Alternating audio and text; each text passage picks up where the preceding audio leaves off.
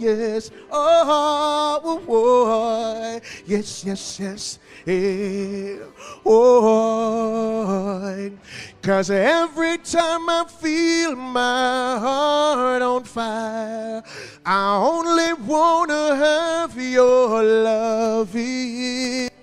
And every time I feel that warm desire, all it takes is just one kiss from the girl I can't resist, and I just can't stop this burning inside.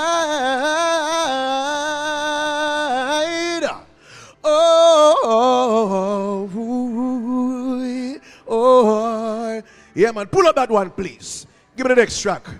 Yeah, man, we'll come have a show off this evening and sing for the people. Let me know, show, man. This one is called Don't Let Go, another Penthouse production. Big ups to all the lovely people here. Ladies, if you don't feel like to scream, you scream, you know. Let's go. All right. Oh, it's been a while since I found a girl like you. You stole my heart and brought me back to love again. You're such a pleasant surprise. Baby, I never planned for you. This energy, this chemistry, the perfect blend.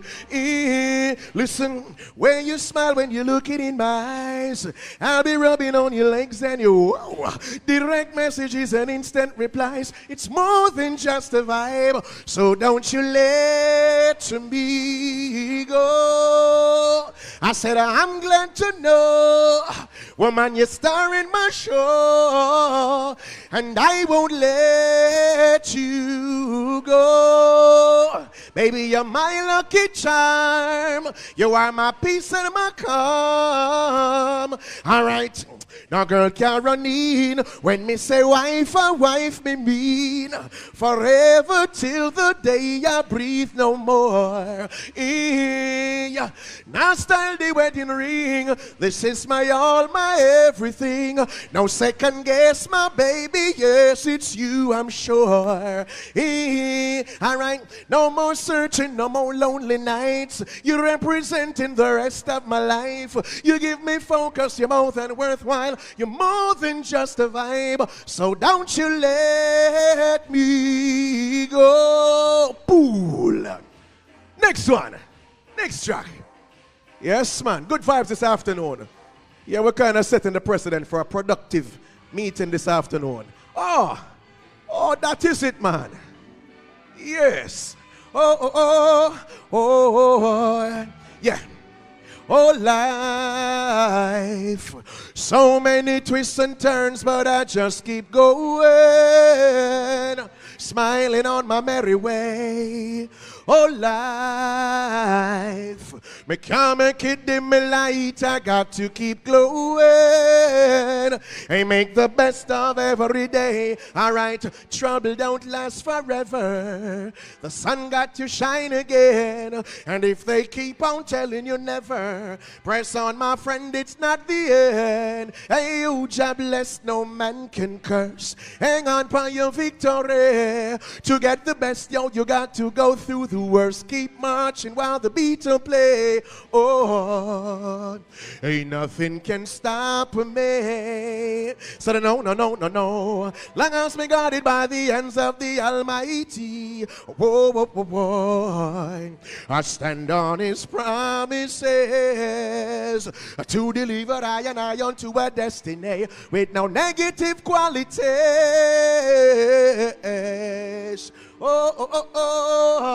Deliver me, oh Jaja, yes. Hey, from the vipers and the vampires, oh, just keep me safe in my going out and my coming in, oh, never let the devil touch my garments, oh, yes.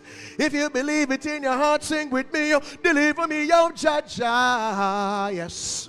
Oh, and from the snare of the vampires, oh, preserve my soul and my going out and my coming in, oh, and never let the devil touch my garments, oh, yes. Pool. This song I'm about to sing is called Best in the World. This is my winning entry in the Jamaica Cultural Development Commission Festival Song Competition. 876 is my area code, try know that. Oh, everybody said Jamaica. Well, if you never know, well, now you know. All right, the best in the world is Jamaica. We born and grow black, green, and gold. We island is a masterpiece from the Creator. So with a Santa Massa over Montego Bay, ice up the flag them from anywhere, land we love a gift from above. I saw the eternal Father bless. Hey, from you see me, you know I fi ask one question. Jamaica in my blood, and I will never drop or ground, never tumble down. Jamaica firm and strong. I would like to thank my ancestors for these freedoms given to me. Spirit of Kojotaki and Nane, how we have the victory. Well, if you never know, well, now you know. All right, the best in the world is Jamaica. We born and grow black, green, and gold. We island is a masterpiece from the Creator. So with them around town or over Stony Good, we Jamaican heritage stuff, land we love a gift from above. I saw the eternal Father bless. Hey, the blood of a slave was shed for me. Me love my history. Liberation for the generation. Them story of my glory. So to call yourself a Jamaican is to say that greatness is yours. Blue Mountain in my heart and Rio Grande in my soul. Well, if you never know, well, now you know. Jamaica, the best in the world is Jamaica. We born and grow black, green, and gold. We island is a masterpiece from the Creator. So with a Santa Massa over Montego Bay, ice up the flag them from anywhere, and we love a gift from above. I saw the eternal Father bless. Hey, hey. Whoa, oh, oh, yes, I love my Jamaica. Said it is the land we love. Hey, if you never know, well, now you know. All right, the best in the world is Jamaica. We born and grow black, green, and gold. We island is a masterpiece from the Creator. So with a Santa Massa over Montego Bay, ice up the flag them from anywhere, land we love a gift from above. I saw the eternal Father bless. Hey, from you see me, you know I fi ask one question. Jamaica in my blood, and I will never jump or go, never tumble down. Jamaica firm and strong. I would like to thank my ancestors for these freedoms given to me. Spirit of Kojotaki and Nane, how we have the victory. Well, if you never know, well, now you know. All right, the best in the world is Jamaica. We born and grow black, green, and gold. We island is a masterpiece from the Creator. So with them around town or over Stony Good, we Jamaican heritage stuff, land we love a gift from above. I saw the eternal Father bless. A land we love a gift from above. I saw the eternal Father. It is the land we love a gift from above. I saw the eternal Father bless. Hey, hey. And if you know it, I sing, well, 876 is my area code, try know that. Hey, my name is Slash. It's been a pleasure performing for you all. Love and respect in every aspect. Blessings.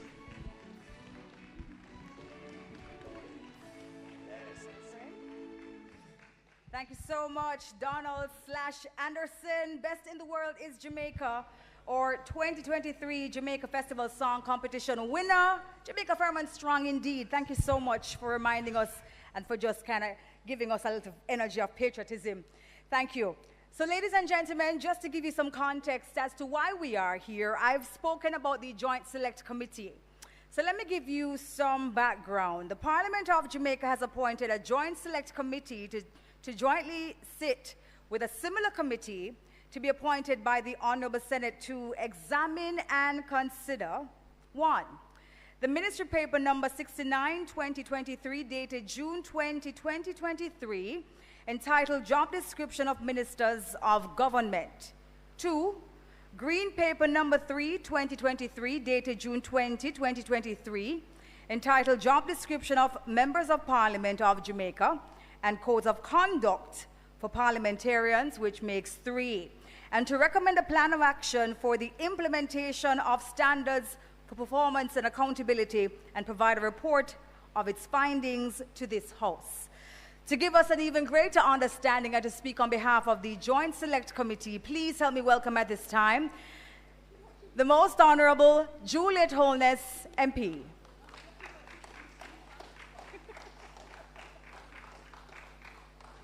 Ladies and gentlemen, both here and online, the Joint Select Committee met on September 5th of this month, actually, and as the moderator indicated, we have several things to consider: code of conduct of parliamentarians, and particularly our job descriptions. However, the Joint Select Committee thought it was necessary as a part of the process to hear from you, the people. So if you notice, I whispered to the moderator, come over, come over. It is not about us talking to you. We want to hear from you, because it is very important to us that we include the views, some of the suggestions of the members of the public. It is not just for us to sit and decide. So for those who are in the room, at the back of the room, there are some pamphlets which detail what we have put together in the Parliament as the job description for members of Parliament. And we would like you to take a copy and consider it even while you sit here. For those who are online, it is also online on the parliamentary website, and we invite you to take a look. The process will have us doing more town halls because we would like to hear from persons right across Jamaica. I smiled and said the room is an indication of how people feel about job descriptions for members of Parliament. I know, in fact, in my own constituency, persons felt that they understood already what my job was. I must ensure that all essential services are provided. And for the most part, when I explained my role at Parliament, they didn't understand, nor did they think that was necessary. As far as they're concerned, I'm voting for you for the work as Member of Parliament in the constituency. So for many Jamaicans, we have picked up as Members of Parliament that they see our job as a councillor almost, a big, big councillor who have the ability to do so much more at the constituency level. Many do not appreciate that there is a significant role in terms of legislative responsibility, and that we should hold ourselves accountable to a particular standard of conduct. So we at the Joint Select Committee level of Members of Parliament, and let me take the opportunity to list those persons on the committee, since some are not here. Some would have indicated their inability to come. One person is in the hospital, and others were previously organized, but it was very important for us to be here. So Cavan Gale, you met already, Apka Fitz-Henley, Lambert Brown, Senator Lambert Brown, myself, Honorable Floyd Green is a member. Miss Crystal Lee also tendered her apology, she would not be here. Julian Robinson, MP Julian Robinson is a member. Honorable Dr. Christopher Tufton, MP, is a member. Donovan Williams, MP, was already introduced, and Mrs. Natalie Nita Garvey. For those who are in constituencies, you can reach out to members of the committee, yes, but reach out to your Member of Parliament as well. This is not the end of the process. Let them know what you think you want them to do, what you think their job should be about, what additional responsibilities you would like to add to this list on the job description, so that as a country comprehensively we can move Jamaica forward with members of Parliament being held accountable for our performance. Thank you, ladies and gentlemen.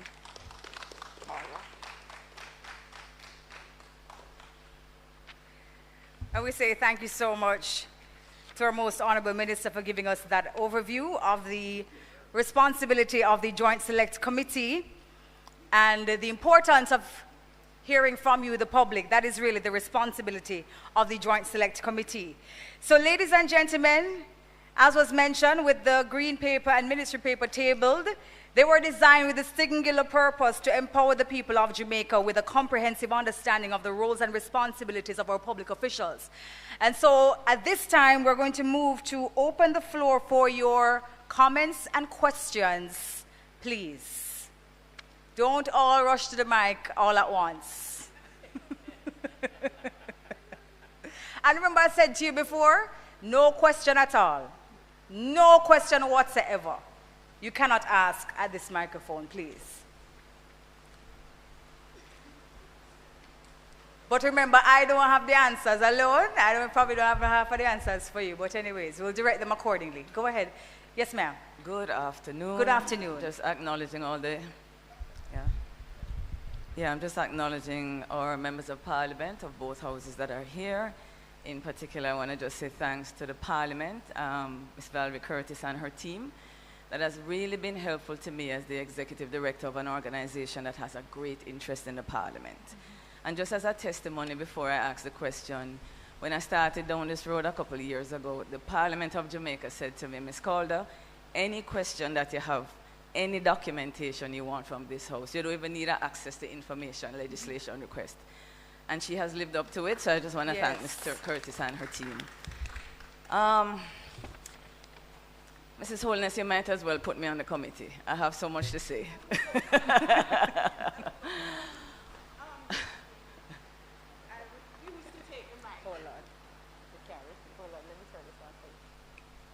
I refuse to take the mic. Ms. Calder, I left out one small thing. Even though we are having these town halls, we are also going to be taking significant recommendations from organizations such as yours. Wonderful. So the idea is that we engage the public in every way. This is to ensure that everybody anywhere, anyhow, who feels they have a contribution has the opportunity to have a medium to be heard. However, there are groups that are usually far more robust and involved in the recommendations, and the Joint Select Committee is expecting to field from those groups your own suggestions. So we're expecting to get some reels of paper with suggestions from you for the consideration of the Joint Select Committee as well. Thank you very much. I thought I was going to have to trace behind you for every town hall to get one question per meeting.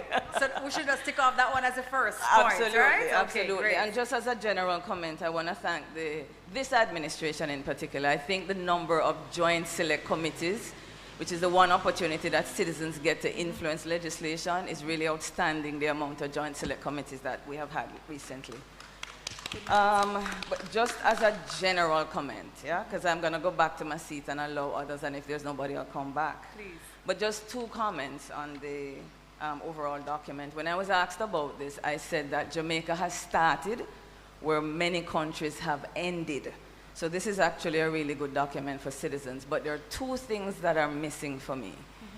One is the extent to which consultation with citizens, which is something, you know, public participation. This reads to me as something that captures more how we have governed for the last 61 years.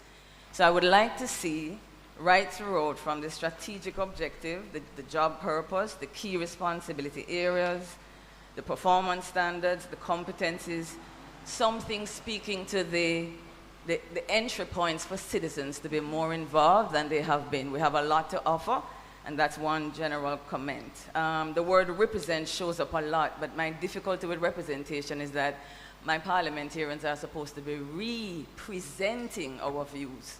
So the opportunity to present them and to have our voices needs to be captured here. So just for clarity, when you say access to contribute, right. You're suggesting what exactly? Because would this town hall for you serve as a way? This is definitely one such, right? Okay. And if I might just tell you what's on my heart, Debbie, the budget is a legislation that I lived till just the other day. I didn't know the budget was legislation. Most citizens think it's what? It's the budget. But when you recognize that it is actually legislation, you say to yourself, I didn't even know those basics. When the time comes for us to pass a document that is saying for the next 12 months, this is what the government of Jamaica is providing for you, there is no space in that entire process for the people who are actually providing the finances for what you're going to do for the next 12 months to help us. So I think that the voices of citizens must be involved in one of the 4 stages of the budgeting process, because that budget is really supposed to be all about us and for us. So just as a practical example. And then my second area of concern, before I take my seat, I will refer the committee and those who are at home to the section that says job purpose. Now, Mrs. Holness rightly says every citizen gets it. They understand the aspect of the serving them in the constituency.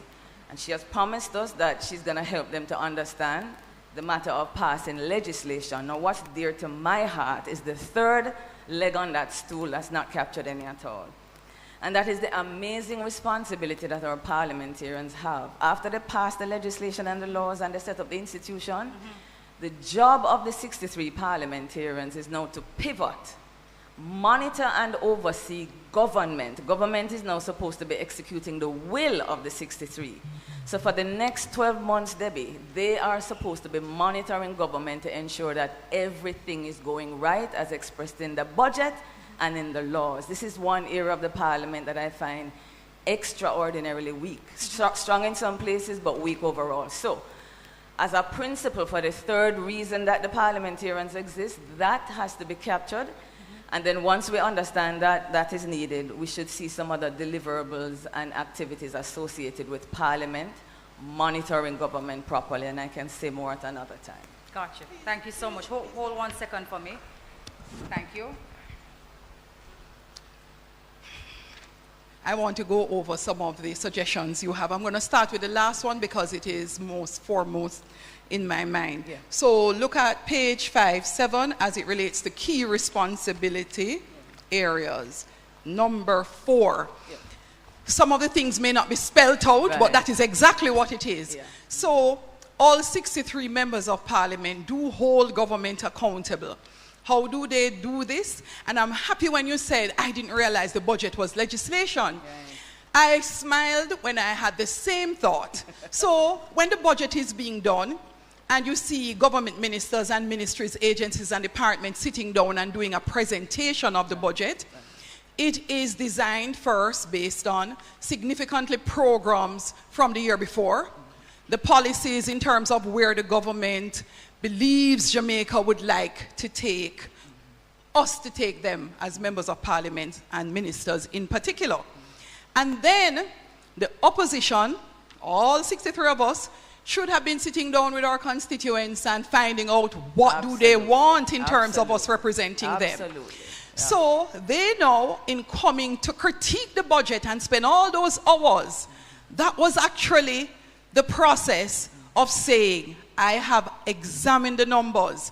I have represented my constituents in examining those numbers. And once at Standing Finance, we have signed off on the budget.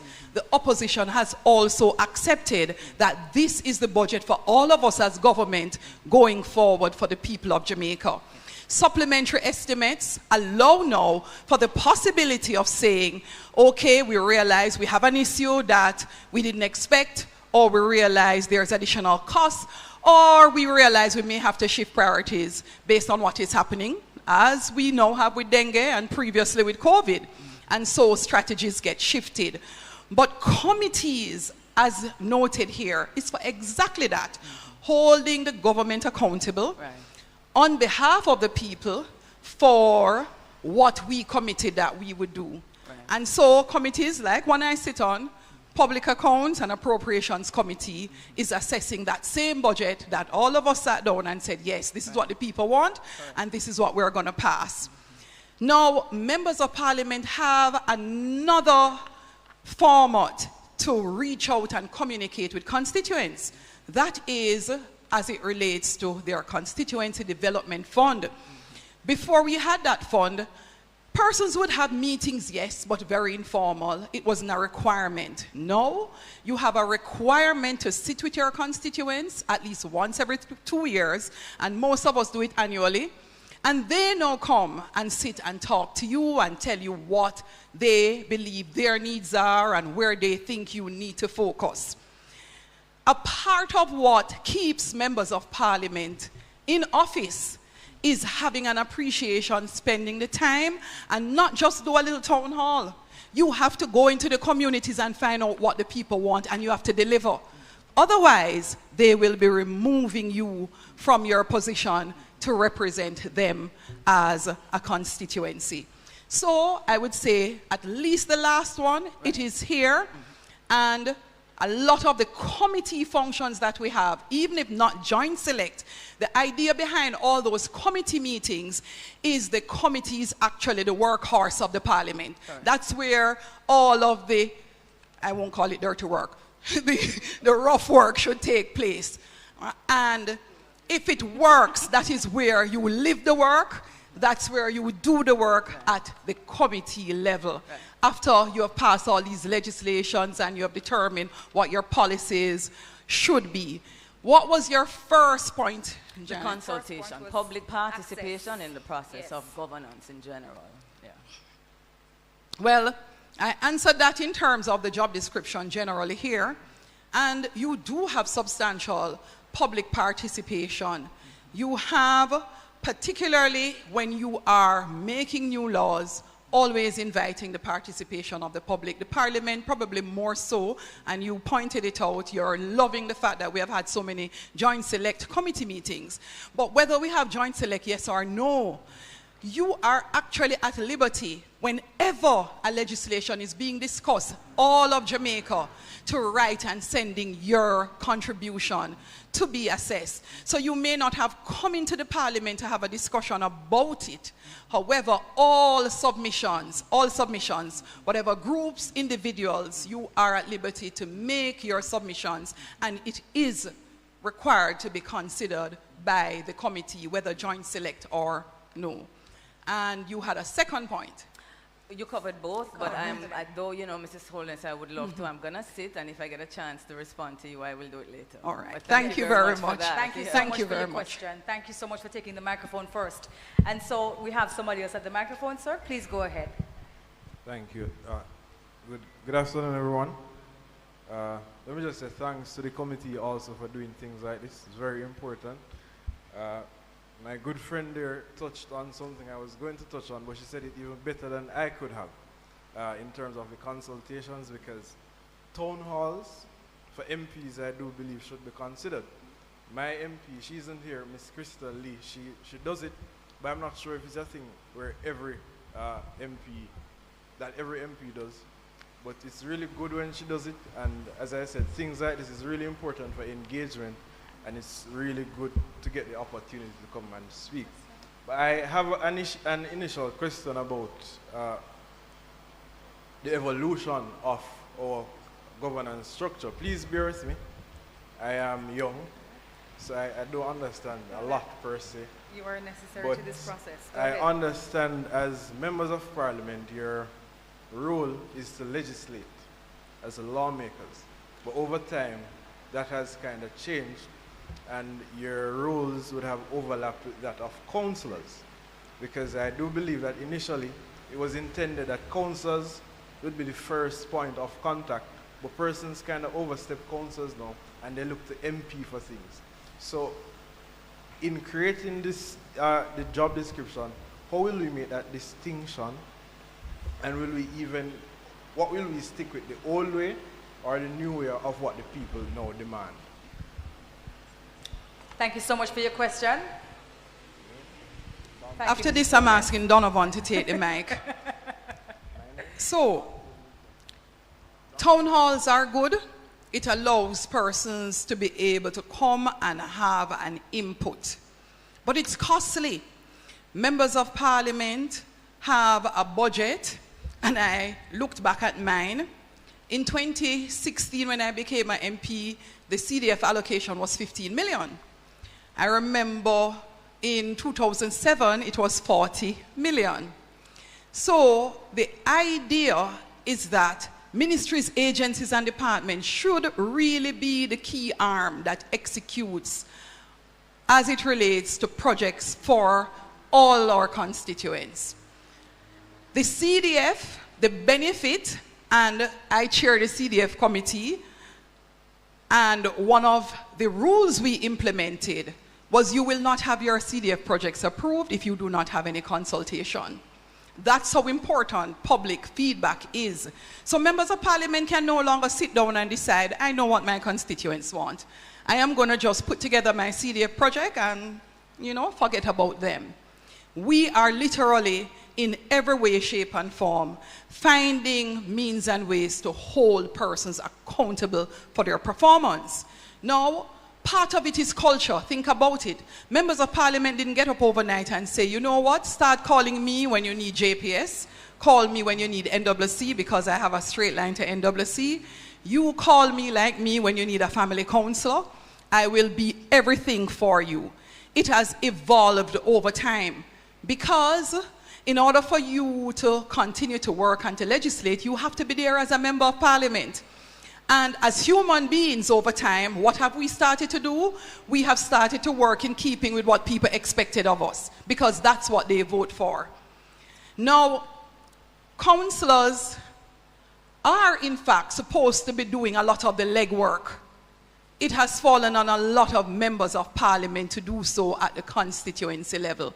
That is something we have to fix. So we have looked at job descriptions for MPs, but I'm sure in future town halls we'll be looking at job descriptions for councillors. And if you look on the municipal corporation website, you will actually see what is the role and responsibility of councillors. So those in the public, take a look. It is there. I thought back to why the role of members of parliament have slowly changed over time. And my humble opinion was, when we started out in 1962, and continuing and continuing and continuing, guess what would have happened? We have substantial legislations. We would have over time continued to refine the laws. So members of parliament are not legislating and writing new laws in the volume that they used to. It is a process of looking at where are the gaps, what are the changes that need to be made now, and those changes are continuously made. And that takes the feedback of the public. So one of the recent legislation would have been Minister Grange, in her capacity as gender minister, looking at the sexual harassment bill, if you remember. Members of the public were excited to contribute, excited to understand. And all of those feedback make their way into any new legislation, amendment to legislation. Members of the public should appreciate as well that we are not perfect. We're not going to get everything right every time immediately. Laws are dynamic, and as soon as you have legislations in place with greater participation of the public, you, if you find that you have gaps, should move very quickly to amending and fixing those legislations going forward. My experience in my limited time in parliament is that, guess what? Legislations take too long to enact. So you talk, you discuss, and sometimes by the time you're ready for that legislation, it is far outdated already.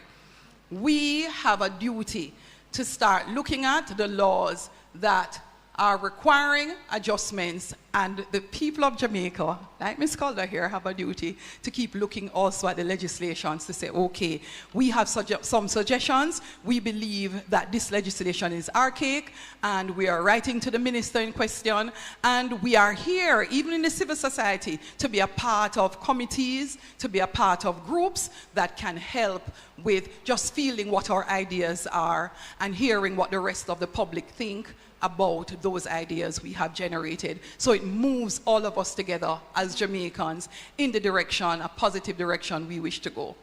Thank you, sir. Thank you. Does that answer your question? Yeah, I have another one. You have another question? Yeah. Okay, go ahead. We'll turn that question over to Mr. Gale.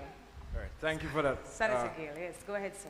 So, I'd rather if an MP answered. I'd rather if a member of parliament would answer. Absolutely, so sure. We have 3 MPs here. Yes. No, they are MPs, I am not, so they understand it better than I do.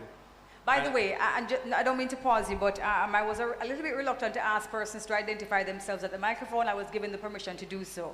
I hope you don't mind, but could you just state your name, please, if that's okay with you? Okay, I'm Dante Minto. I'm a second-year student at the university. Thank you so much, sir. Please go ahead. So, I understand it to be to legislate, you need to have data, you need to know what your constituents need. So, can any of the MPs here tell me, are your offices equipped to keep up to date with your constituency data? Because, you know, things change. Like, say, for example, the employment rate and all of that. Is your office equipped to keep up to date with that type of information? So you're asking about a data collection system that the MP's office would have? Yeah, is there one? Is there one? Yeah. Okay. Or is it effective, or, you know, something like that? That is a fairly challenging question. All members of parliament are actually given a budget to run your constituency office as well. The member of parliament's constituency office is not a JLP office or a PMP office. It is supposed to be an office for all constituents. Many persons operate using a database, but many do not. Some persons do not attend their constituency office. Sessions like this and the participation of members of the public will help to inform members of parliament. If you're not accessible, if you don't run an office, if we come to you and you can't help us any at all, then you really don't need to be there. And I make no apologies.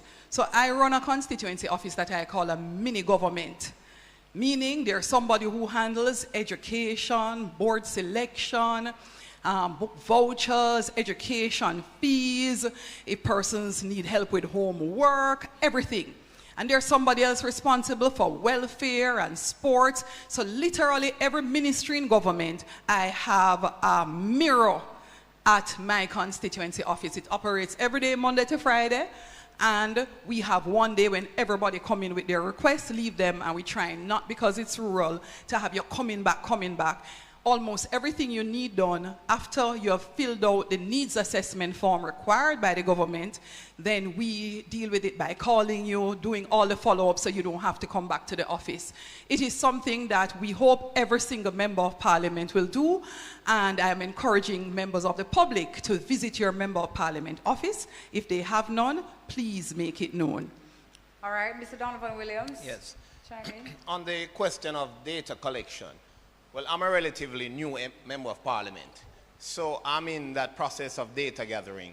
But I will tell you that there are other agencies that we rely on and we collaborate with from time to time to gather data, especially on the constituency, the socio-economic status, the different socio-economic standards. So, for example, the Social Development Commission, they would have, over the years, they would have had the luxury of a well-equipped data gathering research staff, and so it is a fertile ground, in my estimation, for data collecting and to understand your constituency and the demographics.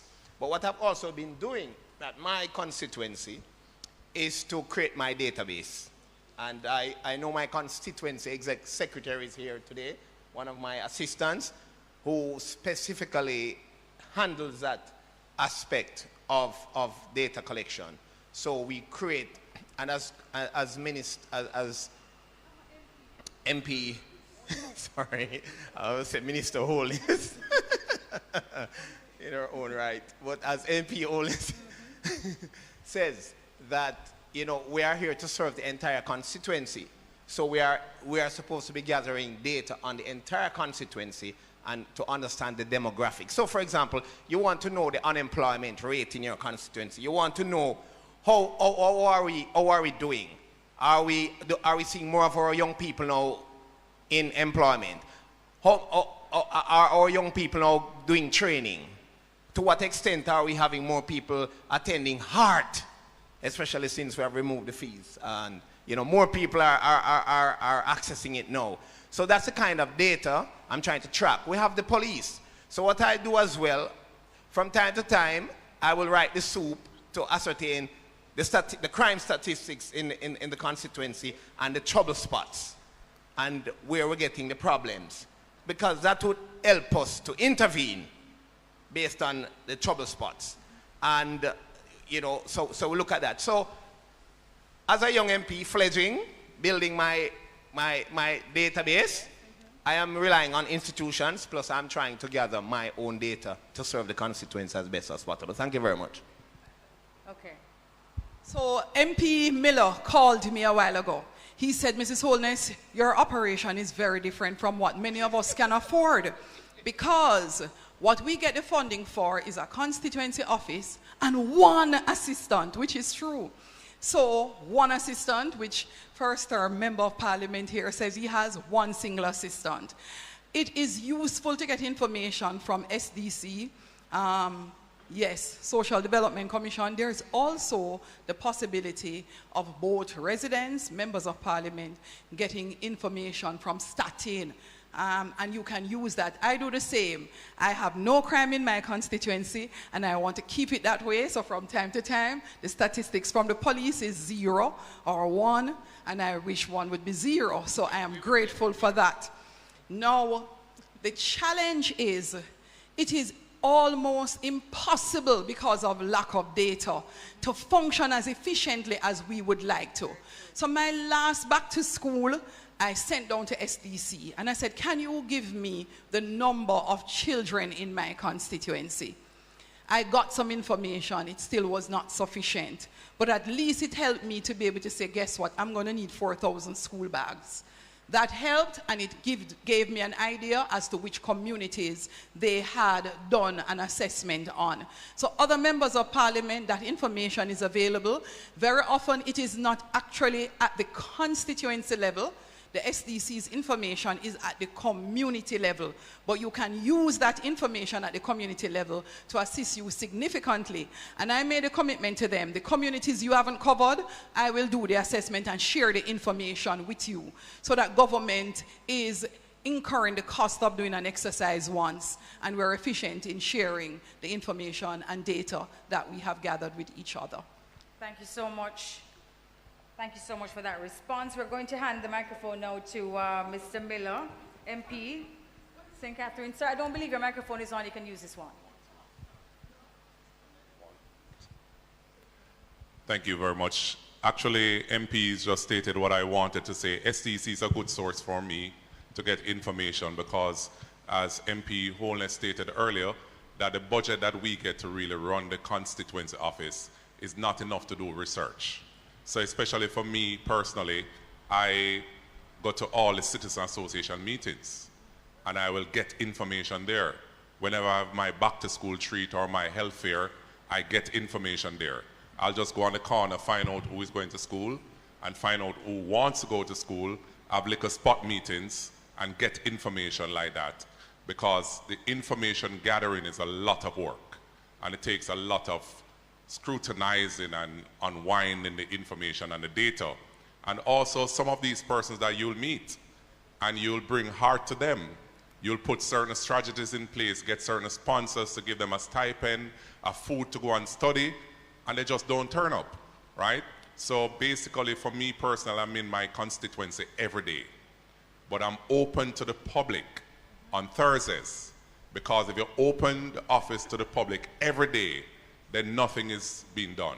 And then once it touches 5:15, 5:30, I'm out in the community, walking a community, which is, I'll get information in that exercise as well. Thank you so much, MP, for chiming in. You have any other questions you'd like to ask? One Please more go for ahead. Sir Miller. One for you. No, nothing. Come back, sir. I choose you because I consider you to be one of the more modern MPs. And, Well, that's a compliment. It has been challenging. It has been challenging. Is this shirt? Is this shirt? Blame my wife for the shirt. Right. But it has been challenging for us over the years to develop job descriptions, because it is hard, it can't be captured. Help us to understand what can't be captured. Tell us something that you have like something that, an odd thing that people probably wouldn't expect you to be doing as an MP. Okay, got you.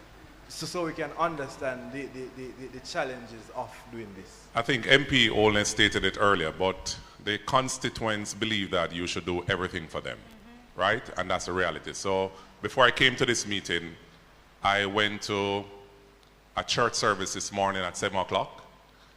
I'll meet some of my constituents there. I went to a service at 10 o'clock, and I'll meet some there, and then I got a WhatsApp.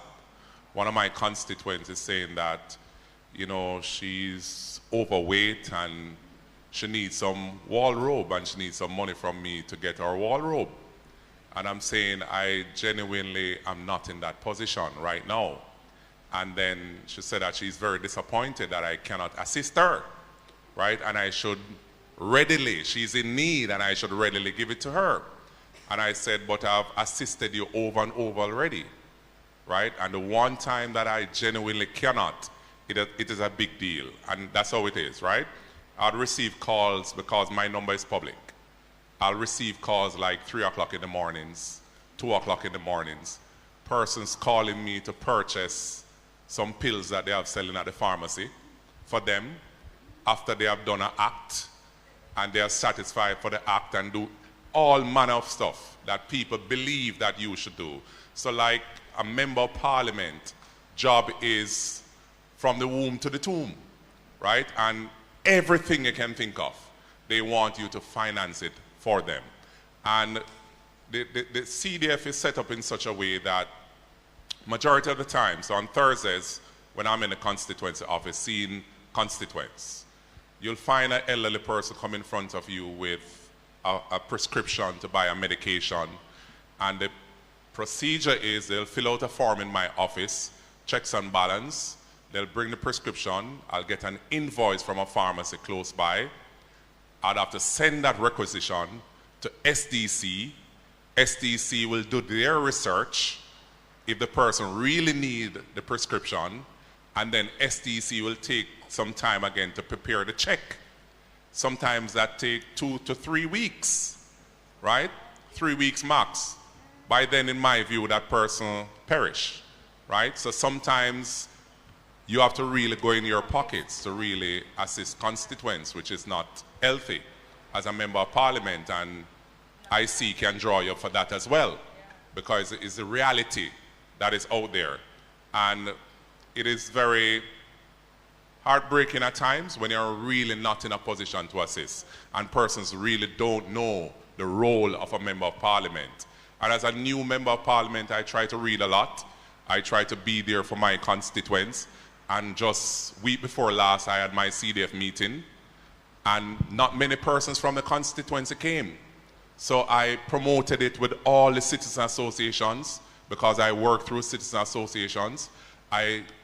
SDC assisted me in promoting it. I sent around a town crier, and very few people came. It's on my social media page, very few people came. So maybe you can assist us as a modern individual to get the citizens coming out. Sometimes when you hear members of parliament speak, you get the sense that everybody in the constituency operate at one particular level. It is not the case. Every constituency is actually different. And depending on the demography of your constituency, that's actually what determines what their needs are. So you have members of parliament whose constituency incorporate people who are middle income class, upper class, already have a lot of infrastructure in terms of community center, health center or hospital, school. They have different needs. When they come to you, either their citizens association, they're not asking you for $10,000, $5,000, wanting you to buy a book voucher or whatever else another constituency may need. They operate at a different level. And they will say, look, we are looking at the street lights along the boulevard and we realize they're out. That's what our interest is. Their interest is always the road, even the roads in all different types of demography and need of people across Jamaica. And so you can understand, each member of parliament now is required to sort of have a deeper sense and appreciation for your own seat. Have an idea as to how your seat is set up, what your needs are, so that you will see yourself being returned as a member of parliament in the future. Janet will say to you the job descriptions for many persons who operate at the level of civil society groups is actually thought about at a different intellectual level. than the persons in your constituency see your job description. So I promise you, not one person in my constituency is interested in this, unless it is someone who has been educated, they're in industry, and they say to themselves, if I was operating as a financial controller, economist, I was working at Statin, there are some requirements in terms of how I should function. And they see that, they think at that level. But the man I spent 3 hours last Thursday at my constituency office speaking to said to me, I vote for you in 2016, I'm going to get nothing. I'm going to get no benefit. When I vote for you for? I said, you didn't get any roads fixed in your area, water, light. He said, me no business with any of that. Me personally no get no benefit. You give me 2 food package, what that? That was it, and that was his understanding. He said, I've been trying to get help from you since 2017, and I have not gotten any response. I said, but that's strange, because I have a database in my office. Every single person who come their need is recorded. I have to, because of limited funds, go through and say, okay, you ask for housing assistance, so you cannot therefore get chicken. Choose if you want chicken or if you want help with the housing. So I have a system in my seat. Everybody have their own system. You only get one benefit. You choose what that benefit is going to be. Because if 10,000 people vote for me and 9,000 people voted for the PMP, that's 19,000 people. $20 million, even if you try to divide it and give everybody a little bit, it is nothing. So the job of the Member of Parliament cannot be seen as one where we just give out benefits. And some seats have a vast number of people who that is their aim, benefits. While you have other seats with communities that say we need a community center, we need a cultural development program for our young people, we need you to do more job fairs so that our young people can get an appreciation for what different jobs are like, so they can determine what they would like to be when they grow up. And so job descriptions are far and wide and varied, including, like I've said to you, I have actually done family counseling work. So you have constituents who come and say, look here, if you talk to my girlfriend, she'll take me back. And it is expected that I should be able to figure out the problem at home, talk to the girlfriend, and have her take him back. As a Member of Parliament, I sat down and I said, you know what? I don't know the situation. If this man is abusing, I can't go interfere and have her take him back, and before you know him, hit her down and kill her. As the Member of Parliament, I'm responsible. But we go through a lot, and that is it. Members of Parliament have a hard job because you do not work 5 days a week from 9 to 5. And persons have such great expectations of what you should be, who you should be, and how much you can do. And mentally, it really requires that you put on a different thinking cap when you go out, when you communicate, when you write on your social media pages, because at all times, you have to remember, don't get upset. Don't get upset. As far as they're concerned, they don't understand anything else more than this is your job. You have to find a way to get it done. Thank you so much. Thank you so much, MP Holness. Before MP Miller chimes in, we thank you so much for your question. We just want to acknowledge the 155 persons who have joined us online. Thank you so much for joining us this afternoon. And I believe if you are a subscriber to the PBCJ account on YouTube, you are able to leave your comments and questions, and we will try our very best to answer those as well. So, MP Miller, please go ahead. And just to add to what MP Olness stated earlier, so my secretary who has been with me from I won the election in 2020, and she's going to a new job next week because the stress that comes with the job, that constituents come to the office to articulate to her, she has an instant headache every night when she goes home. You know, truth to be told, it's very stressful, and people are really experiencing great need there. What I would like to, I didn't remember to stay earlier, and because of the question that you asked, and MP Holness stated earlier that the budget that we get to run our office is inadequate, right? We would want a conversation in Jamaica to move in the direction where we have a set building for the member of parliament, because majority of that money is used to pay rent, right? So if the government owns a building, whether PMP, JLP, any member of parliament, there's a place for them. So especially my constituency office, I rent it, right? And it's not painted in any green, because over the years, constituency offices are painted in a color that represent the MP political party, and it isolates some people from going there. So I put my office in neutral colors. It's for everyone. But if we can have an office to say, listen, this is the office of the member of parliament, whether PMP or NEP or JLP, this is the office. And you know that this is the office and it will assist greatly with assistance of, as well, research, assistance, etc., which will be very important.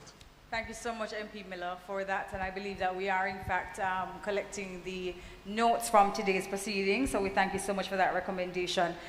There is somebody else at the microphone. Please, I saw him go there first. I'm going to have him ask his question, and then we will come to you thereafter. Please state your name, sir, and go ahead with your question. Good afternoon. My name is Junior White. I'm from Central Kingston. And, you know, as the gentleman said that Mr. Miller is a modern MP, I should take my MP as a modern MP as well. Let me just state that for the record. One of the questions I want to ask is, when a particular MP, either from both sides, behaves a certain way in Parliament, who holds them accountable? That's question number one. And I'd like to make a comment. Sessions like these are very crucial, especially for young people like me who have the ambition to be a member of Parliament one day. So we can sit in and know what are the real functions and what the members of Parliament really go through on a day-to-day basis. And so far I've liked how Mrs. MP Holness has outlined certain things, and I am sitting and I'm learning, so whenever I get into that position, I'll know what to do going forward. But my other question is, going forward with the new Parliament, which will be across the park there, is it where the Prime Minister can take suggestions from the public for some of these committees and stuff in Parliament to have like outside persons, like church bodies or community leaders, outside persons to be a part of the community, a part of the committees?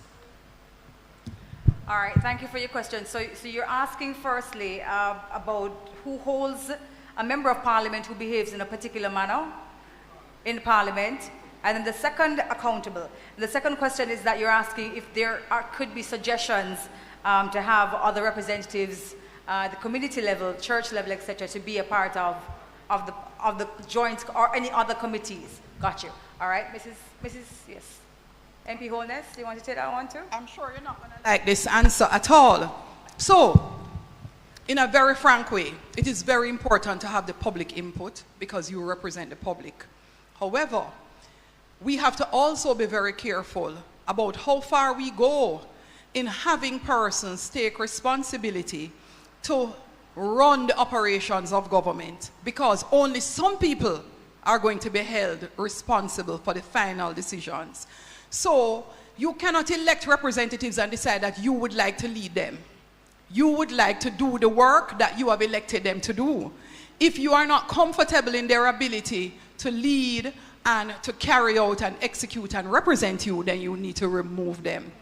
So that is maybe something you're not happy to hear, but it is an important thin line where the job of the judiciary is separated, the executive is separated, the legislative is separated. And it is very important to incorporate, have an appreciation, hear the suggestions.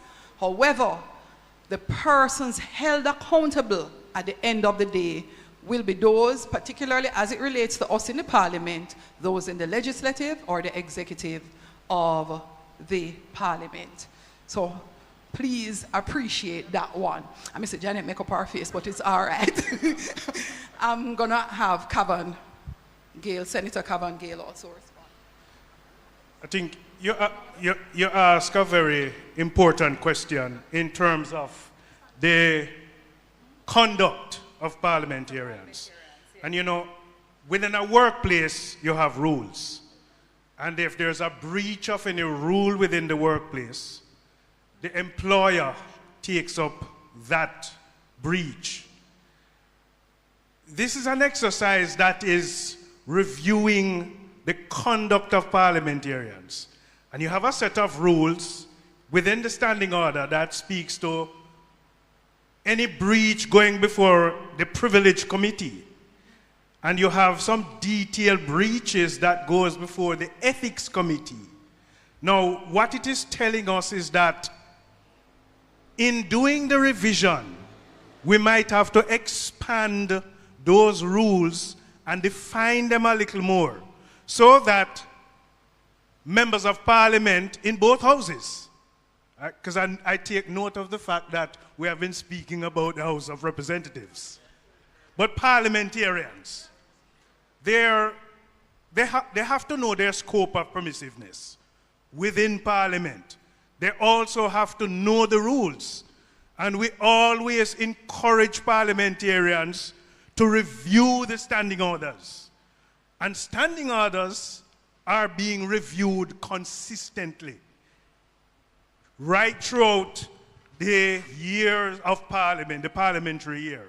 But this gives us an opportunity now to again examine those rules as, you know, let's say behavior evolves.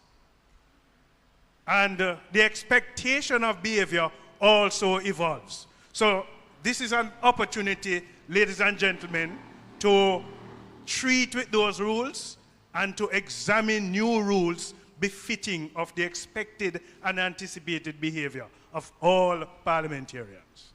Thank you so much, Senator. Please. Yes. I just wanted to touch on the aspect of your question relating to civil society forming a part of, or the public forming a part of the select the committees. Well, you know, I've been sitting on, well, I've been a member of several joint select committees in the past, and we have reviewed and, you know, some, you know, I would say new laws, you know, with real implications. And I must say, I admire the manner in which we have conducted those reviews in terms of the legislation that we have introduced. One of the important aspects of it that stands out to me is the fact that members of various civil society groups, I can recall we were looking at the firearms prohibition, the new Firearms Act prohibition, offensive weapon. We had individuals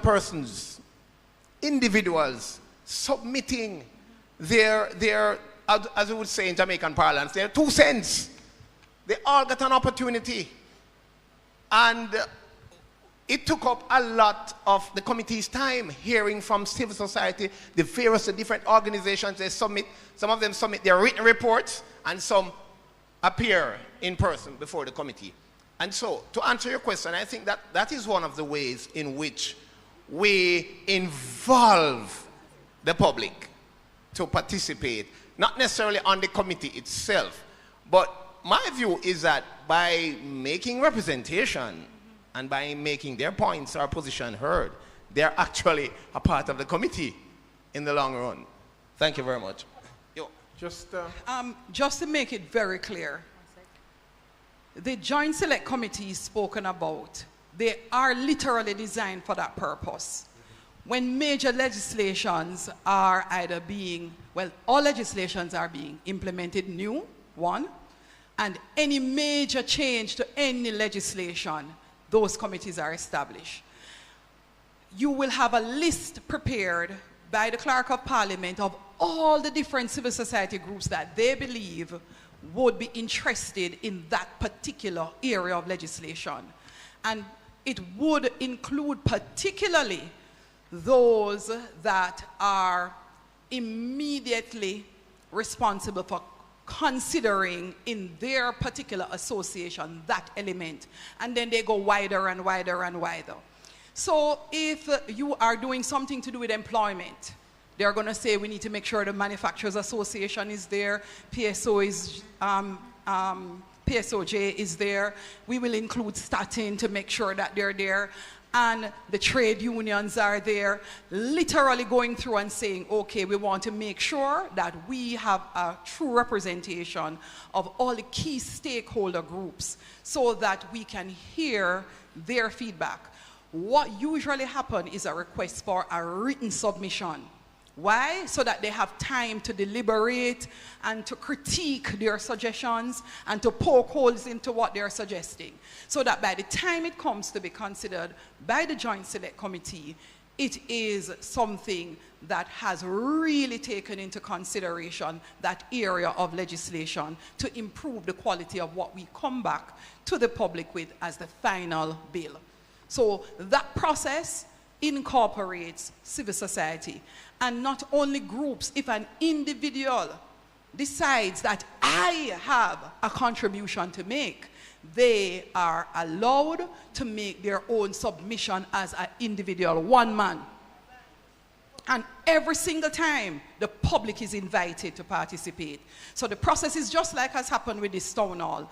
Individuals, particularly groups that we know are interested in the job description code of conduct for parliamentarians, are specifically invited and will be invited further for additional discussions with the Joint Select Committee. However, town halls and participation in a very public way is to ensure that the entire Jamaica can participate, can be involved, can say, okay, you know what? I have a contribution, I see something that is deficient, and I have a suggestion that I would like to make. All right, thank you so much, MP. As we part on that, I've actually seen... We have some other questions. Okay, just one thing. I've actually experienced suggestions from the public influencing provisions, causing the committee to rethink its position in terms of its position on a particular provision in law. I've actually seen it. All right, thank you so much, MP Miller. You do have a follow-up question. Just a quick follow-up question. Yes.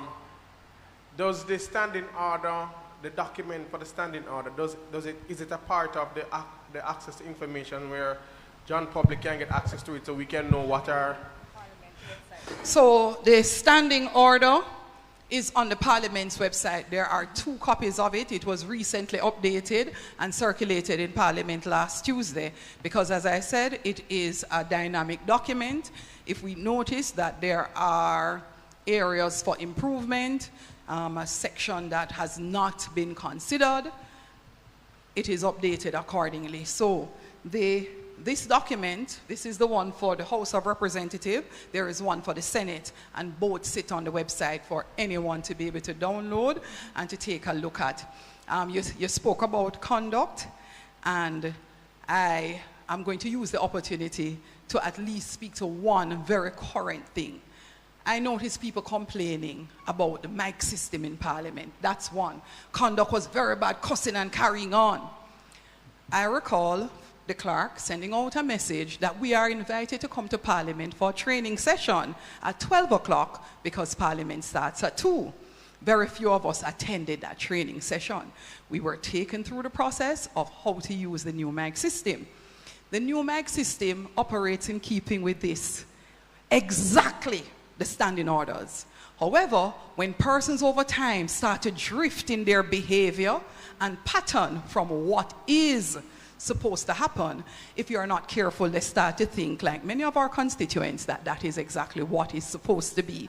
So the standing order specifically says that you are not to speak unless the speaker acknowledges you and tells you you can speak. No mic system changes that. That is the rule. Now, our practice in Parliament, because the mic system used to malfunction, is 3 people would be talking at the same time. That's what happened. You would have somebody who is speaking, that person is doing their presentation. And the rule is that they should speak in silence. Everybody should be quiet and listening. Uninterrupted, says the standing order. But guess what? 2 or 3 people feel like they have something to say, they just flip on their mic and talk. So you would have very often Hansard that records the minutes, which are critical minutes of the proceedings of Parliament. They're confused. They can't hear properly. They don't know exactly what was said sometimes. And when called on now to say X or Y happened in Parliament, pull up the records. They are nervous sometimes and saying, Lord, I missed that. Because some persons are unruly. So the mic system in Parliament, and I'm going to do some reviews to see how it compares to mic systems for parliaments across the world, operates like I noticed it operated in the conference center. Conference center right down there at downtown, the first person to press the mic is the first person up to speak. That was our training. The next person to press, whomever it is, will be the second person. The speaker cannot jump over number 1 to number 3. However, if according to the rules of Parliament, the speaker is at liberty to say no, you either cannot speak now and must follow these standing orders, or you are not supposed to speak first because you are third in line. You cannot do so. So mic system has not made any change to your behavior.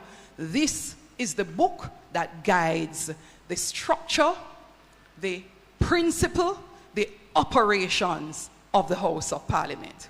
MP Holness, just before you have a seat there, we're taking a question from online about the same standing order documents you have in hand. Full Disclose is asking, and thank you for your question, where can I make recommendation to Parliament to update the standing order? You can email the Parliament at any time, and you can also send a note to the Standing Orders Committee. You remember I told you that the committees are the workhorse of Parliament? Every single thing that the Parliament does actually have a committee that meets and deliberates over that particular area. So even to improve and upgrade the standing orders, there is a Standing Orders Committee that everybody sits down and say, okay, like I am going to look at one particular thing. I'm currently Deputy Speaker. I noticed that we had an uproar the last time. There is no section in the standing order that actually speaks to tabling of bills externally. I noticed it, and I'm going to sit down with the clerk because the standing order speaks to tabling of bills from committees. It speaks to petitions and bills, but it does not necessarily speak to tabling of a bill. Yes. So I won't say call it a bill. I will say call it a report. Because that was the issue. It's not a bill. Tabling of a particular report that came in, it was silent on that particular issue. So you notice persons in the opposition jump up and say, I want to talk. I want to ask a question. And the speaker said no. Speaker was within her right. A speaker. Why? Because the standing order is silent. So every time you see a gap in the standing order, it allows us now to go back and look and say, are you sure there is a gap? Is it covered under this section? No, it's not covered. It now becomes another item that can be referred to the Standing Orders Committee to improve this particular book that governs the operation of the Parliament. Thank you so much, MP Holness. And for the persons who are just joining us, thank you for being here this afternoon. For those joining us online as well, let me just remind you of why we're here. This is the first town hall meeting, the first in a series by the Joint Select Committee of Parliament. We're looking at considering job descriptions, codes of conduct and performance standards of parliamentarians. We are opening the floor for questions on your recommendations of how you would like your member of parliament, your ministers to show up on your behalf. What are you looking for from them? So please, no question at all is too big, too small to ask. So we're asking you to do so. We have 1 hour left. We should be wrapping up at 6 o'clock. So we're asking all of you, all of us here, to make the very best use of the last hour. You had a question. Please, thank you for your patience. Go ahead to the microphone. We're asking as well on behalf of our interpreter, Tony, that you just elevate for us a little bit more because we're catering to a diverse audience here. Thank you so much. Sure, thank you. So I want to say greetings to the ministers and leaders and also to the moderator. My name is Ruth Smart. I am not familiar with my division, but I will say that I'm a Jamaican because I would love to be able to go to every division and be free to be a Jamaican. But my question really is for the Member of Parliament, is that whenever it is that you would start on a project or venture on it, and it's been 5 years or 6 years and you have not been able to complete it, is it possible that there's a way that we could see a percentage or agree to say that we're now at 50%? These would be the issues as to why we have not been able to complete it, and we believe that with more resources we will be able to do so. This is so that persons, for myself, who work or would be at colleges and might not have the time to go with the hustle and the bustle of a constituency, or might have interest in it, but it would be at our forefront to know that this is what is going on, other than to make some assumptions that nothing is going on and our MP is not doing anything. Thank you for your question. MP Holness, would you like to take it, or we're going to ask MP Miller to? You should probably hold on to the microphone. I don't want to. I am not that experienced a member of parliament, you know. Please understand that. I do not think myself that experienced at all, and it is the truth. So I am trying my very best here, as best as I can. There are two aspects of projects in government. So one, in terms of the national budget, you would more likely get an update as to what has caused either the delay, overrun, and sometimes even the extent of time it would have taken for that project. Several reasons. One is sometimes the ability, based on the procurement rules, what we call red tape, blue tape, to be able to move some projects along as fast as you would like. One of the other constraints sometimes is the budget. So if you have planned a particular project and you have some other mishap, like happened to us in COVID, a lot of the resources to execute projects were pulled from the various ministries, agencies, departments, literally sat down and said, okay, culture, let us see what we can take out of your budget. Education, we have to pull out of your budget. National security, we're pulling out of your budget. And by the time you looked, the ministers were bawling because their budget was slashed significantly to deal with what was now critical for Jamaicans, the COVID virus situation. At the constituency level, however, that communication needs to be improved. Not all MPs operate on social media, the modern MP, and not all constituencies have constituents who actually track what is going on in terms of projects. I said to some members of my own party recently, I shouldn't give you this strategic statement, you know, but I made a suggestion on how they could be more efficient with their road projects. It is something I tried because I figured it out after a while. When I got my first road project, they said to me, oh, Mrs. Holness, please let us know which road you want for the Jeep project. And I said, beautiful, Dallas Castle Road. It is in a terrible condition. It's in the Kintyre division. Could I get that road? And they said, yes. And I went to Dallas, and I said, Dallas Castle Road is up and coming. It's ready to go. You are getting the road. And everybody was so excited. When the money was allocated, they then said to me, go and look on Dallas Castle Road and determine which part of the road you're going to fix. I nearly died. I'm like, what part of the road? I don't understand. They said the budget is 10 million, the cost of the road is 32, so you figure out which 1/3 is going to fix. You know, I literally could not recover because I have been an MP of my word, and I had announced it. So you know, I ended up struggling. 1/3, then we come back. The next time I got an allocation, I go back because I had committed to finishing that road. So what that did for me as a member of parliament afterwards, I sat down and I said, look, Gordon Town Division, when we meet, sit down and tell me, what are your 10 worst roads? Then I did the same for each division, your 10 worst roads, your 10 worst roads. And then I sent them to the NWA and said, I want you to cost all of these roads for me. You know why? Next time when they tell me that, choose a road, I say, how much is the budget? Because I now learned that when people complain and say them stop fix the road right at the PMP yard or the JLP yard, it is not quite so. That was the budget. When people say that the MP thief the money, it is because that was the budget. When people say to me, hey, MP Holness, why you never resurface the road? What kind of patching business that? It is because the budget was $2 million for patching and not $200 million for resurfacing. And so I love the question. I believe that all of us as members of parliament need to find a medium. We all have to find a medium to say these are the projects.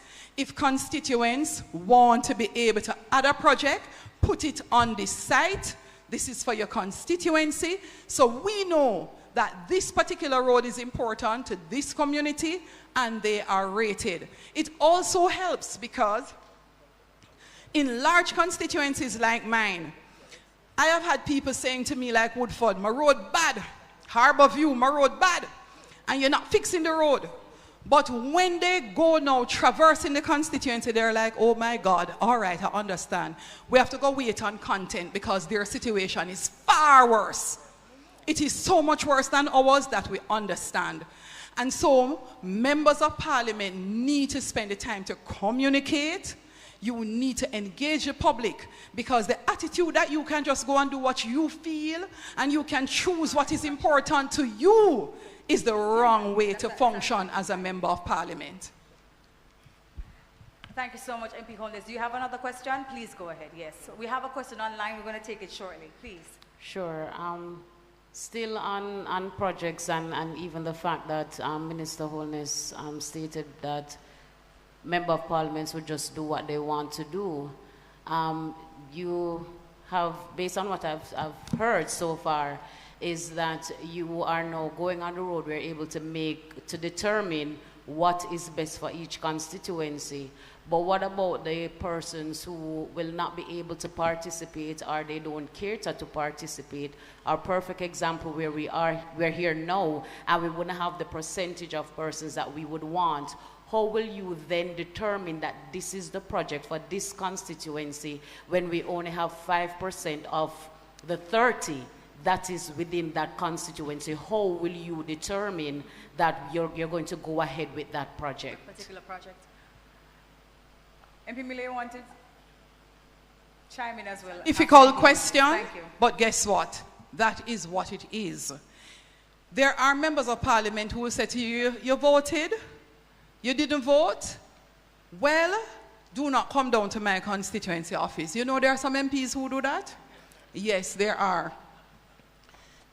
It is important for Jamaicans to take themselves seriously first, where you want to see your country go seriously, and then do exactly this. Hold your representatives accountable for taking you there. As an MP, when I was campaigning, I said to persons, I sat down and I looked at constituencies that were terribly underdeveloped. They voted one way for 40 years. If your representative doesn't have to work for you to vote for them, why should they do any work? Isn't that so? So if you as a people decide that what I'm going to do, regardless of the party that my MP is from, if them don't work, they're gone, they are going to start working. Because they will realize they will not be in parliament if they do not function and work in the interest of the people in their constituency. And I have actually made it a mandate of mine to ensure that my constituents make up their mind that anybody who come after MP Juliet Holness must work. Because that is the only way you're going to see significant development. Representation, when you said you saw representation. When I became an MP in 2016, I went down to NAA and I sat down with them. They said to me, Mrs. Holness, it's only 2 of you as MP come down here. 2. When I went to JSIF to represent on behalf of my constituents, they said, only you 1. When I went down to SDC and said, I want to have a meeting with the entire SDC, I want to sit down now and look at my constituency and what you understood about the different areas and the projects, they said, well, wonderful. It would be good if more MPs would do that. It is going to be very critical that we learn what is required. If we don't know, if we don't participate, if we don't hold representatives accountable, they will not work because they will not need to work. Thank you so much. May I just come in here? One of the ways in which I gather information or determine, which projects I deem, are important to the constituency. There are many ways. Today we have social media. So people, if you track and monitor your social media, the modern MP, Mr. Miller, you will get the sentiments, you will hear what are the concerns of the people. You also have radio programs. So when you're driving your car heading to Parliament, you're listening to some radio talk show and you hear somebody call from your office, from your constituency. You have your constituency office. They know it. They know the number. Sometimes they call and they tell the secretary or the assistant, this is the problem, this is this. So and so. So there are different ways of gathering and, feeling the pulse of the constituency. But one of them is common sense. One of them I find is just mere common sense. Just being on the ground.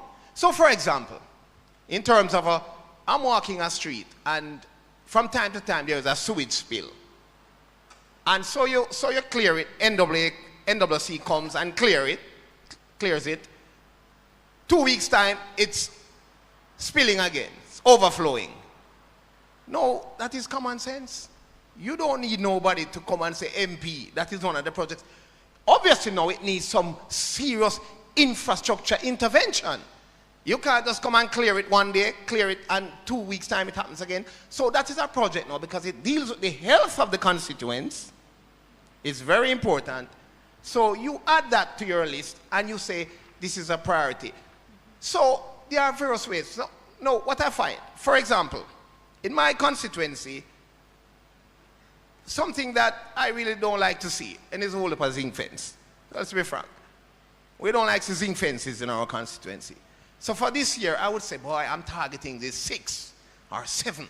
I'll try and remove these 7 zinc fences this year. And you say, look here, I'm going to do a zinc fence removal project for various reasons.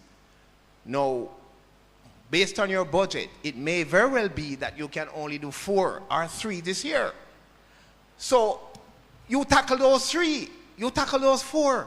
What you do is you give the people hope because they are recognizing that you have started to address this issue of zinc fence removal. You can't do all of them all the time and then you communicate that to the constituency, to the constituents.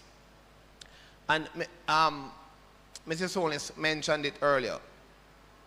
Some projects, given their cost, the cost of the project, it has to go through a process. Even though it might be a constituency local project. Once it exceeds a certain amount, it goes through a process of procurement. And so these projects take time.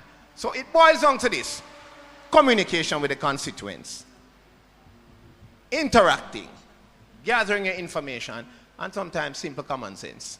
Thank you so much, MP Miller. And at 229 persons now joining our PBCJ live feed, I can declare this is a hybrid town hall for sure. And in fact, our next question is coming from somebody online. Ricardo Webb, thank you for your question. He asks, what will happen to MPs who don't go to committee meetings and not serving their constituency at the same time?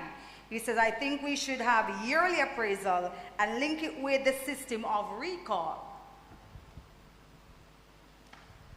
MP Holness. The system of recall has been recommended many times for members of parliament. I will definitely not take on any further discussing it because I do not believe I should preempt any policy that one would want to implement in that regard. So I won't preempt. However, there are mechanisms to determine how often members of parliament come to committee meetings, and it's not only about coming. I remember one time I was so annoyed because I said to one chairperson that you are only meeting to meet so that you can say that you kept 20 meetings. when I look at the quality of the meetings, I was wasting time. Not just the outcome, even the discourse. The important thing to do is to appreciate that members of parliament who are what we call backbenchers are the ones assigned to attend various committee meetings. There is a schedule of the meetings. Currently, what happens is only one meeting is held at a time, primarily because of the infrastructure and the technical requirement at the parliament. So, Hansard, only one set of recording, only one room for meeting. And you have heard the discourse to say, guess what? Let us try to find a way to have more than one committee meeting at the same time. But guess what? It will be the same bodies who are expected to be at the different meetings. So even then, we're going to have a challenge. Persons who either travel on government business, and every single time a trip is done, it is not just a member from the government who goes. So every delegation has a combination of government and opposition. Every time those persons go off and travel for whatever delegation they go on, you will have 2, 3, most times more than 3 members missing from the committee meetings at that time. I remember one particular committee that caused me great bother because I find it very important. And it came back to the question that Janet asked. The PAAC. I realized just sitting in the committee and functioning that persons actually didn't understand what the committee was about. We were always there and talking and talking and talking. And then it hit me that they didn't realize that when they approved the budget, that you have already approved what you are supposed to be sitting in the Public Accounts and Appropriations Committee to discuss. So what you found is persons coming to the committee now to have a discussion about what they approved to spend, asking why are we spending it when you approved it as legislation at the budget already. And it shocked me as a new parliamentarian, fairly new. So I remember my first 4 years as an MP, I used to sit in the meeting and shut up my mouth and just say, I'm here to learn. Serious business. I would sit there and I've seen new MPs do it. It is important that members of parliament attend the committee meetings, not just because if you don't go, we can recall you. What it is a training ground for you to be able to function in the executive of the government, in managing various ministries, agencies, and departments. It is where you go to learn. The committee is your school as an MP. So, for those who are listening, find out what committees your member of parliament is on, and start to ask them, are you going to committee meetings? Are you making sure that you go participate and you understand what is going on? Because the time is going to come that as many Jamaicans love it, they want their member of parliament to be a minister. Because when their member of parliament is a minister, they feel a sense that, yes, we as constituents have also arrived. And to do that and to function effectively, you need to participate in that process, not just attend and count numbers or not go at all, but to genuinely participate in your duty to hold government accountable, to do your assessment depending on the type of committee you're on, and make a valuable contribution to the process. Thank you, MP Holness. Please go ahead. Give us your name. Thank you. You didn't ask it earlier on. Jeanette Calder, Executive Director for JAMP. Thank you. I just want to thank Ricardo online for the question, because though he might not have the terms of reference, under key deliverables and outputs, it says regular attendance and active participation at the sittings of Parliament. And the second one says regular attendance at and active participation in committees of Parliament where applicable. And one of the things I would like the committee to address is, how do we define regular and how do we define active? There are some parliaments around the world where their websites actually record. For instance, MP Miller's a backbencher. Backbenchers don't get a chance. That is something I want to see addressed. They don't get it, they don't, we'll take it on. You can respond, Mrs. Holness, when you come to the mic. All right, so they sit on the committees, and I agree, yeah? But I think when I watch the plenary sessions and I ask, for instance, the clerk of the House for the order paper, and when I see what we call private members' motion bills, yeah, or maybe bills from the opposition, but we're sticking with the backbenchers, and we have backbenchers on both sides of the House. One of the complaints I make, and one which both clerks of the House have said to me, is that, Janet, boy, you know how long this private members' motion is there? Them can't get a chance. So that's what I mean as a real example. Good quality proposals, Mrs. Holness. No, I'm going to answer you on that one. It has changed. It has changed. So the most recent booklet issued and one of the most recent standing orders committee held was to deal with exactly that change. Okay. Parliament is required to meet Tuesday, Wednesday, Thursday at 2 o'clock. And the suggestion was made by Prime Minister and House Leader to make a particular adjustment because it was realized that the list is so long in terms of the deliberations at Parliament, backbenchers were not really getting a chance, and even members of the opposition, to have private members' bills heard. And so this new standing order book, yes, it's now stated 5 o'clock to 7 o'clock on Thursday. Time was set there before for that element. It was always there, but guess what? People don't come to Parliament very often on Thursdays unless there is budget presentation. So what happens? Parliament is always on a Tuesday. When it's budget time, you will find persons there on a Wednesday. When it is budget time, sometimes even on a Thursday. Correct. When you are doing sectorial, you will find them Monday, Tuesday, Tuesday, Wednesday, Thursday to the wee hours of the morning.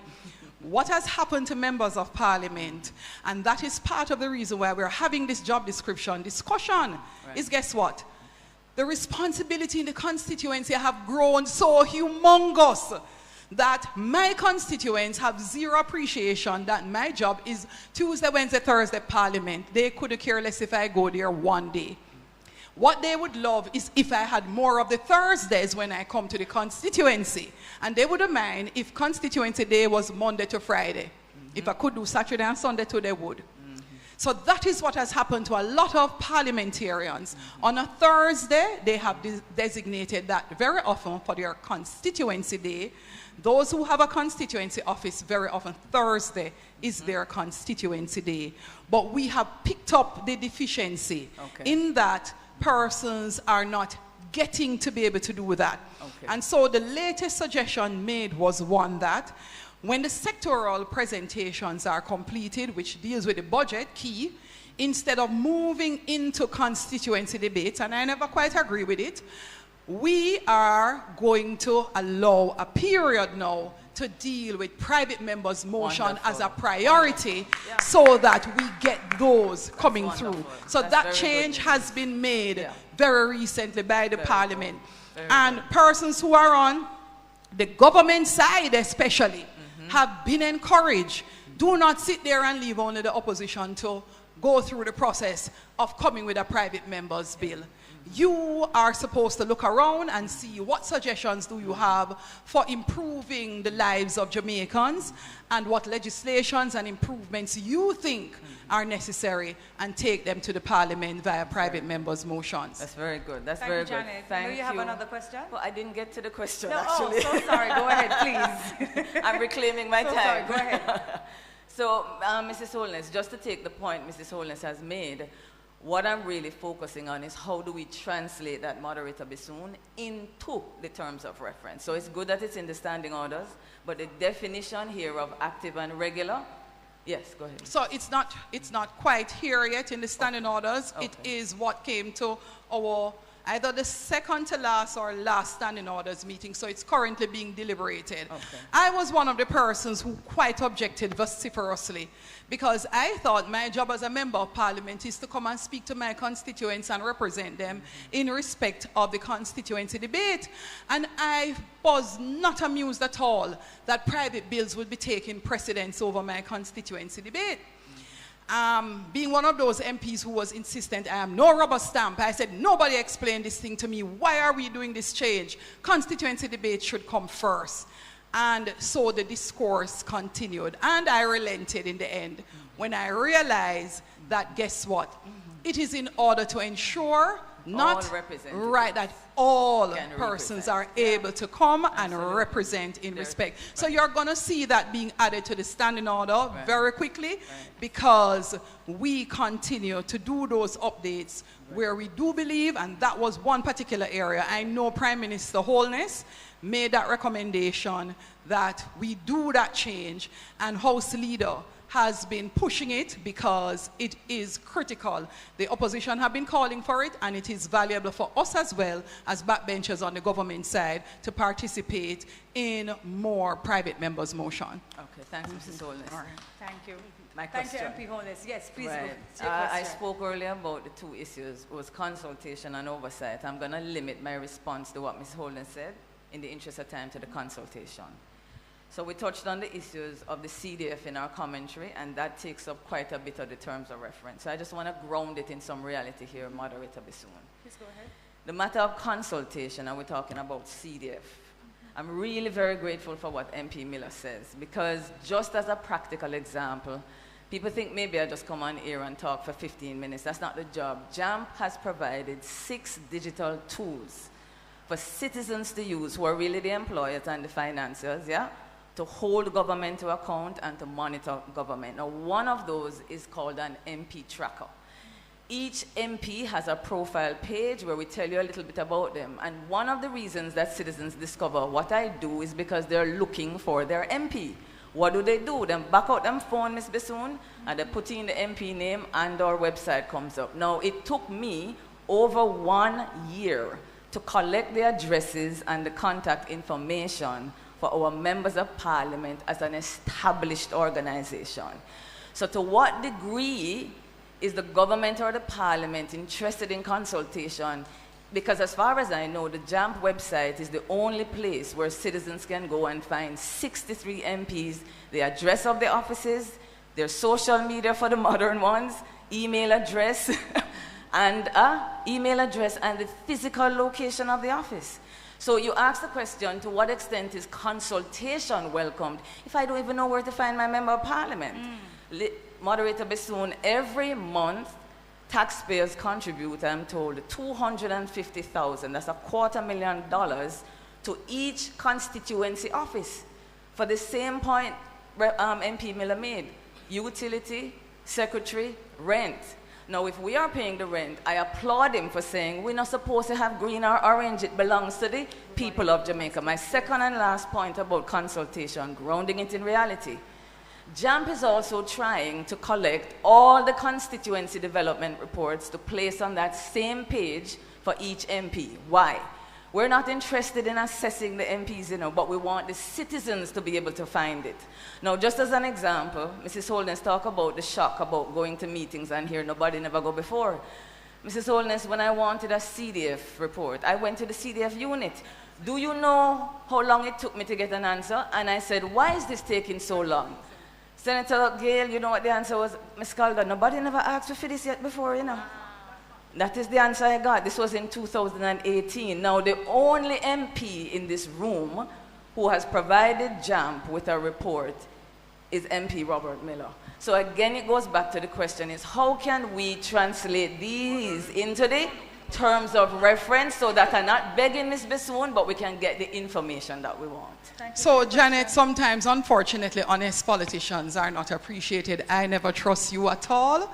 So I decided I wasn't submitting my information.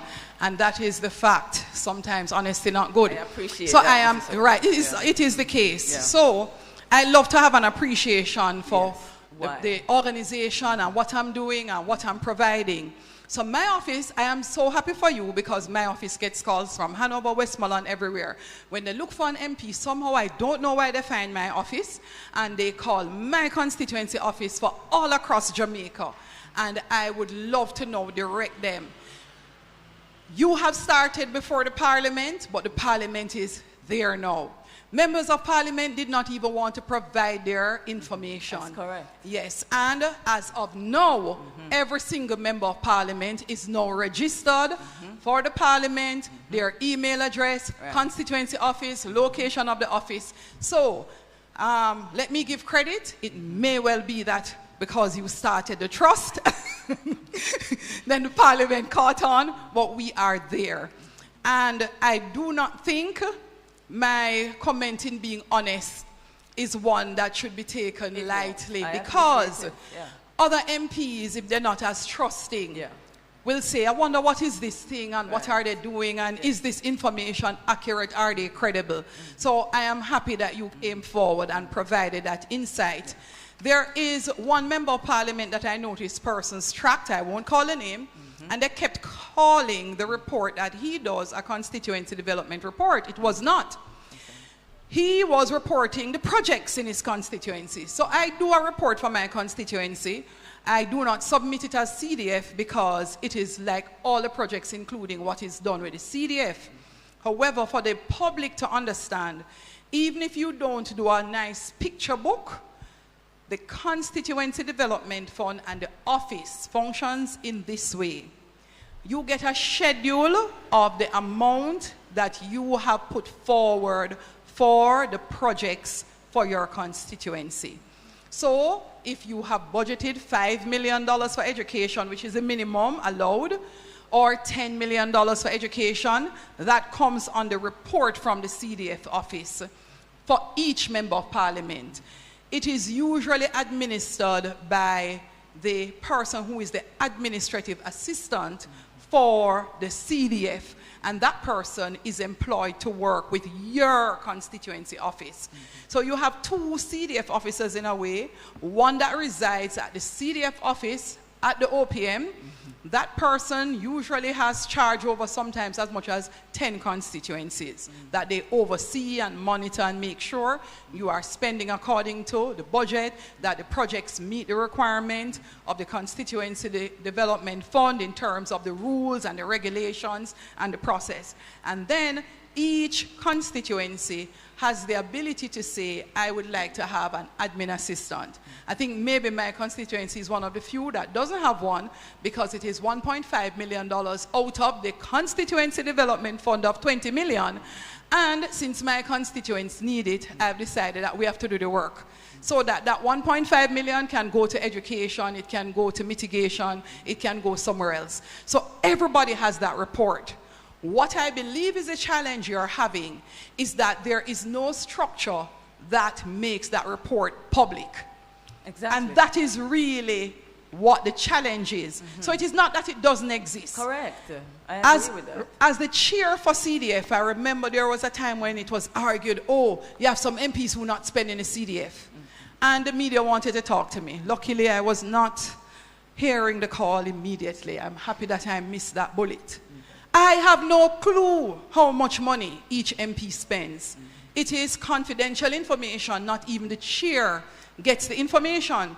So when Nationwide News wanted to know, how can you tell me now, Mrs. Holdens, this person, why do they have 10 million, why that one have 7 million? I had no clue. What I do as chair is just continue to say to persons, look, if you don't spend the Christmas mitigation by Christmas and you come to me in January and ask that your project be approved, the answer will be no. And your constituents will be cutting off your neck because you missed the Christmas spend. And you cannot spend Christmas in January or February or March. So you are now at the end of a budget year and you're going to lose that 3.5 million allocation. Right. So I am going to go back and sit with the CDF office, and it may not be our first CDF meeting, but I will also champion the cause internally so that at a minimum, you see that allocation sheet. It shows all the areas that are sponsored by the CDF. It doesn't really show the minimum and upper limit. Different constituencies decide what they need. So one constituency may say, look here, what is important to us is roads, because we have everything else. We don't need anybody giving us anything for back to school and that. So this is how we're going to spend 10 million for infrastructure, 5 million for education, and probably 5 million for housing if they could. Some constituencies. Another one will have $3 million, which is the maximum for welfare, $3 million, which is the maximum for social housing, which is little ply, little zinc, little cement, that is what it is. And so each constituency now would be... And also Mr. Robert Miller, MP, St. Catherine, Southeastern. Thank you all for being here this afternoon. I hope that you got your questions answered.